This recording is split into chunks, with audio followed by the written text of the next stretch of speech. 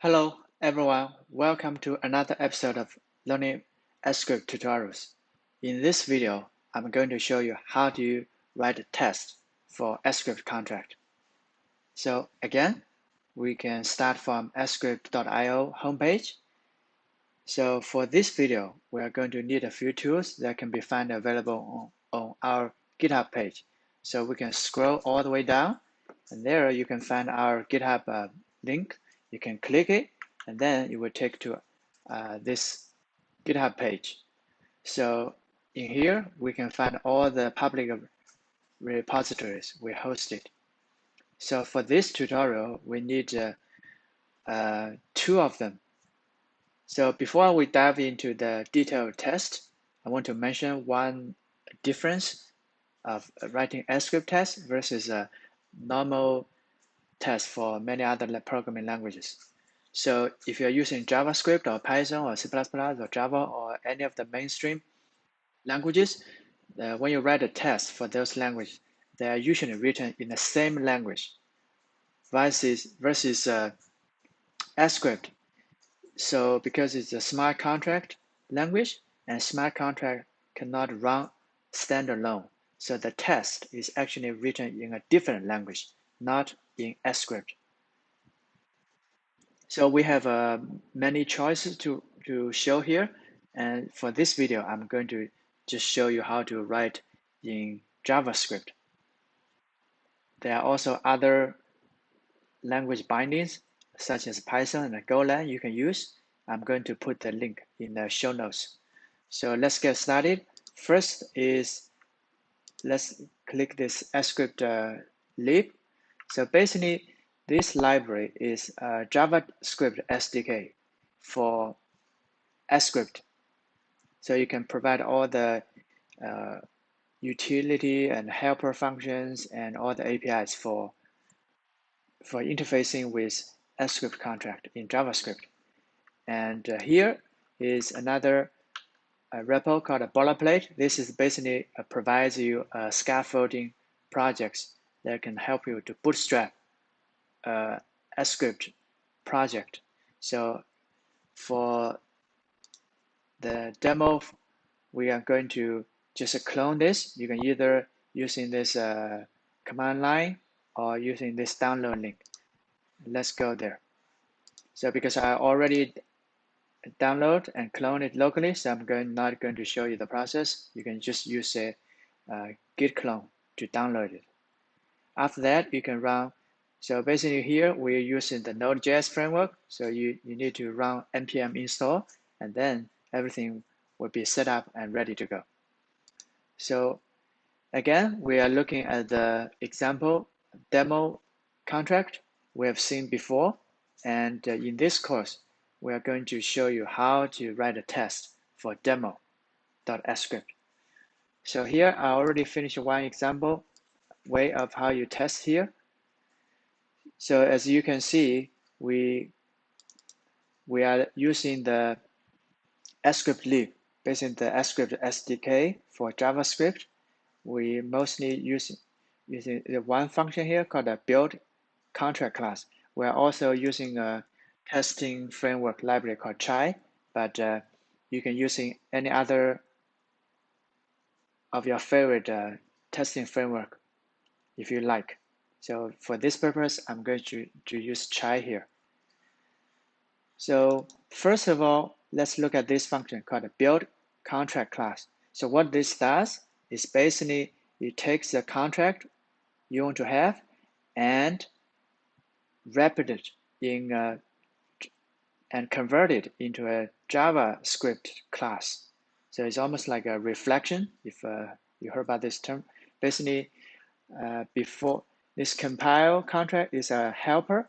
So basically take this contract and compile it into some kind of like a JSON format that can be act as input for this build contract class.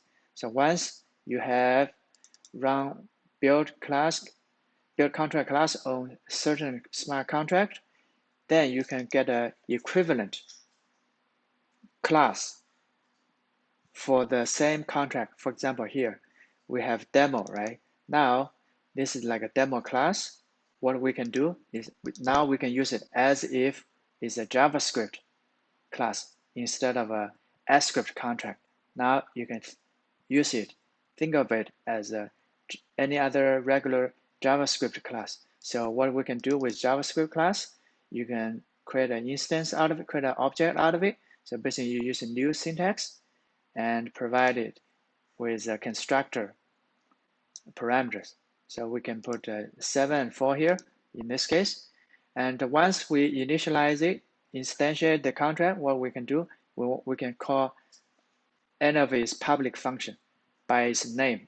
So for example here, once we have the demo object, which corresponds to a contract instance, we can either call the add public function by its name, just dot add, like any other object-oriented programming languages, and then give it its parameter. So it's an integer, so we can just say, oh, put 11 here. We can also call another function, public sub, just by using its name. So it's very intuitive in this case, as if we're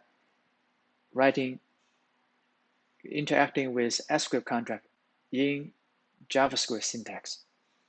So once we call this function, we can, every such public function that's called, it has a verifier function on the return result. What does this do? So basically this runs the contract on this public function and return an object that contains two fields. So let's go back. Actually, the documentation, we can skip over here, just scryptlib. So we can down, so we can go all the way down here. So if we can notice, how do you write local test? In this section, it says it returns, the verify returns an object. It has two fields. One is success, which is the Boolean type, and also the error string. Basically, if it's return success true, the error is empty. Otherwise, we'll show the error message. In this case, we are going to just return whether success or not. We want to, because in this case, we expect it to be true. So that's why we can use the try framework to say we expect, if we call add with 7 plus 4, which is 11, we expect it to be true, right? Because this is simply add these two numbers, so we expect this to be true. And if it's not true, if we use expect, which the second parameter is the error message in case it fails. So we can also put the parameter as result.error. So this is a very simple test. So now after we finish the test, how do we run it? Very easy. If it's a test file, the test file in sCrypt standard, we usually put the suffix scrypttest.js there. So if it's in the IDE, you can just right click and just say run scrypttest. Okay, so now what do we get? Okay, so now we have two, because we have two tests, both return success. Nice. So we can say both return true, and that's expected. So what if we make some mistake? Right? Let's try. Oh, before we go there, I want to mention another way to run this test is, of course, if you are using the boilerplate framework, you can just, like any other Node.js project, you can just simply run node npm test that can also start running the test automatically for you. So because there are a lot of other contract and test file, I'm not going to show you finish, but you can also using npm test to launch the test. So I show you two ways. One is a right click, and another one is npm test. So what if something goes wrong? How do we find the bug?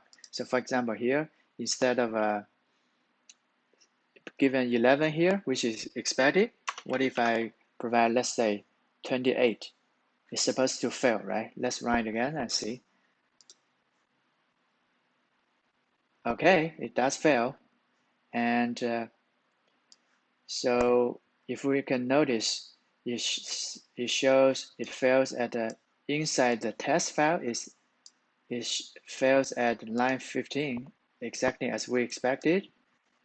Besides the showing the error location inside the test file, what sCrypt IDE also provides the error location inside the script file as well, sCrypt file. So in this case, when you can not only see the test, the fails in the test file, and also it also output the error message. In this case, it's verify error here.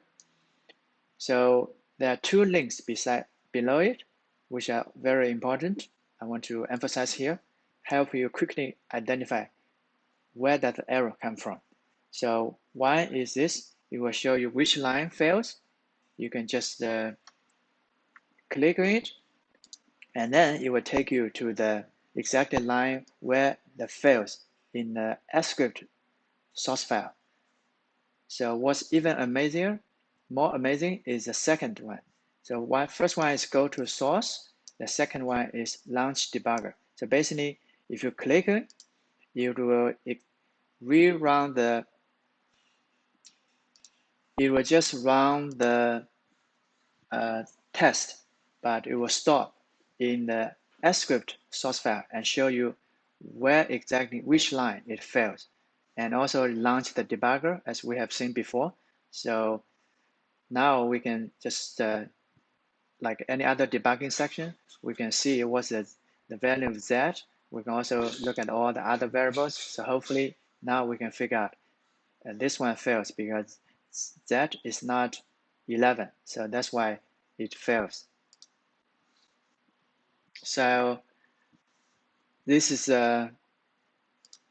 how you write test and run test and also debug test when it fails in sCrypt. I hope this is useful, and I hope to see you in the next video. Thank you.